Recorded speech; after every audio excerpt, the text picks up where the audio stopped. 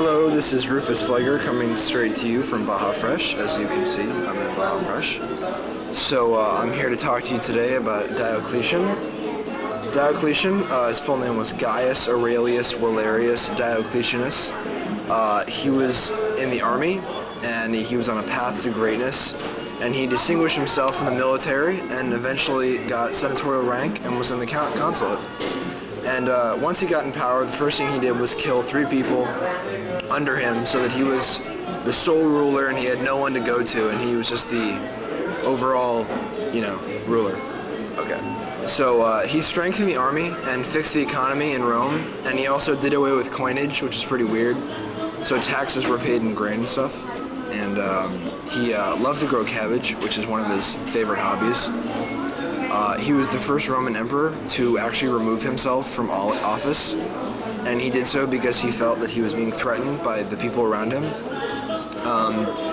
He established the Tetrarchy, which split the Roman Empire down the middle, a single line, and he assigned a senior emperor to each half, and then both of those senior emperors had a junior emperor, so there were 4 rulers, 4. But this led to very prone to civil war between the 2 halves. He had a wife named Prisca and a daughter named Valeria. Never had a son, so whenever he picked his second-hand rulers, he had to pick people he knew because he never had sons to choose from. He established dioceses, which he named after himself, which acted as a regional authority on a province. He had a huge palace where he planted lots of cabbage. He persecuted Christians, even though his family was completely Christian. And even though he did all this stuff, compared to other Roman emperors, he was actually a pretty boring guy. So I'm going to exit here from Baja Fresh, and we'll go around the walk and ask people what they think about Diocletian. Then show this one, and we'll both talk. There we go. Okay, go. Ask a question. Anything you know about ancient Rome? Ancient Rome, like I said, the buildings that they created and the architectural structure that they did and the clothes that they wore were awesome. Easy accessible. You're talking like Caesar and all those guys were there. Okay, that's like it in a nutshell. That's so it what in a else? nutshell? Anything? No? All right. How do you feel about the triumvirate, Roman triumvirate? The Roman what? Triumvirate, Julius Caesar, Augustus, Diocletian. How do I feel about that? What do you think? You think it was I think they made great stories. Great, stories? Well, I'm sure it's true, but I'm saying, Great history. Yeah, it's great history. Well, the stories that come out of that, between the love triangles and the fight for power and all that. I mean, men are still doing it now, but it was really cool. Do you think that the amount that you learned in high school and college about Latin and Roman history was enough, or do you think you should learn more or less? Well, let me ask you a question with that. With what you know now, being in high school, what interests you in it so much that you think that you would use it later on? I really don't care about the culture personally. I like the language itself, but it seems like more people are interested in the culture than learning to write Latin. So. Because we go to Sunday school, we go to church and all that, and a lot of that stuff is based on Latin. The way the language was produced, it's really cool if you think about using, do you know Latin? Yeah, I know. Okay. There was a word that they talked about today that meant it's only used twice in the New Testament. But you use the word that they put in its place, and it's used throughout. You can use it all over the place. But the Latin word that was used really then meant something totally like awestruck. You know what I'm saying? Yeah. So if we went back to the basics of Latin, I know it's a really, really hard language, but I think it would change a lot of ways people talk and the words that they use. Because look at fat, P-H-A-T, F-A-T. How many times does that mean something? But I think Latin, if I said a word in Latin, it would mean specifically that word, right? Yeah. So I think that's what's really cool about that. So you like Latin? Yeah, something to do. Yeah. It's hard though, isn't it? It's very difficult. Yeah. Although I've never taken any other language, so I don't have anything to compare it against. But my friends say Spanish is pretty simple to learn. Yeah, I think Spanish is. I took Spanish a long time ago. Did either of you ever study like Latin as a course, or you just kind of learn it? No. No. Mine was But I know French. there's a lot of people that do it, especially biblical people. You know, people that study the Bible and stuff like that. They go back to learn Latin. Thank you. See how well she did? Yeah, I did. After talking to those lovely ladies at Starbucks, I just went to the Prudential Real Estate Company lady who was in there alone doing some paperwork, asked her if I could talk to her about ancient Rome, and she promptly said, "No, get out of my store."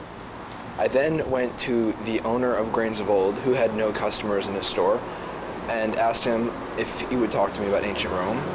He said no, and I walked out of the store. I then asked an old couple sitting at a table reading books if I could talk to them about ancient Rome. They said no. Apparently, people are not so willing to talk to me about ancient Rome, but I will keep her. If this dog was white, it would look a lot like Jumar. So I'm in Barnes & Noble, and I just asked a nice old lady and a nice old man if they would like to talk to me about what they knew about Rome, and they both said that if I turned on the camera, they would press charges. Actually, no, they didn't say that, but they said, "No, I don't want to have anything to do with you, you dumb high school student."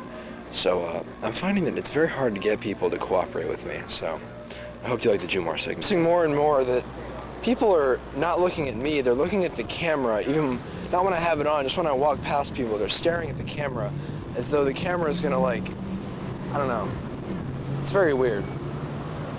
I just asked another young lady, maybe 25, who had an FIU shirt on, about Rome, and she told me that she didn't want to say anything because she didn't want to look stupid.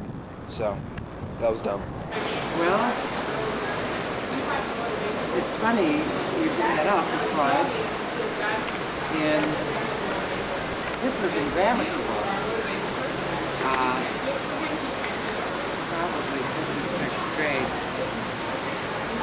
We had a teacher who, instead of just, going to read this and do that, we had a day when we came dressed as Romans.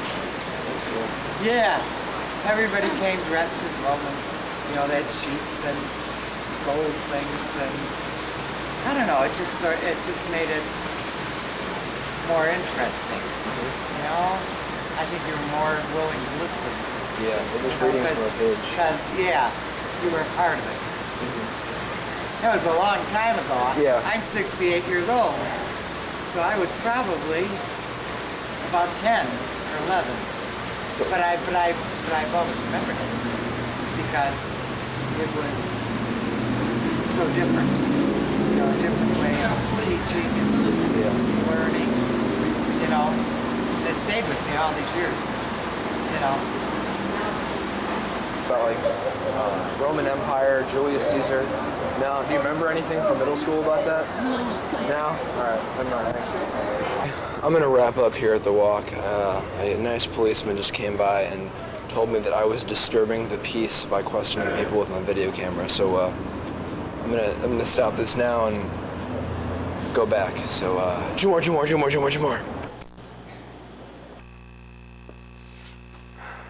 For my final interview today, I come to you from my room. I tried valiantly to talk to everybody I could at Borders, who don't want to talk to me. So I figured that my last interview should be with the most knowledgeable person about Diocletian I've come across so far, myself. So, self, what do you know about Diocletian? Well, he liked to grow cabbage. He wasn't very interesting. He ruled Rome for a couple years. He actually died very old. He was over 70.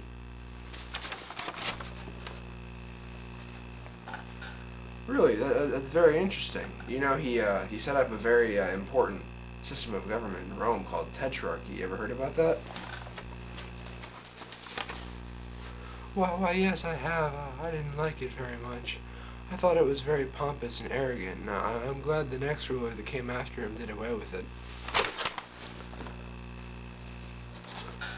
Well, I'm glad to see you have such strong opinions about this. How do you feel about Diocletian doing away with coinage and then reinstating it after Rome got a little pissy with him? I think that he was an idiot for ever doing away with coinage in the first place. I never liked Diocletian very much. I always thought he was very bad, very, very bad. Well, thank you for being here with me today.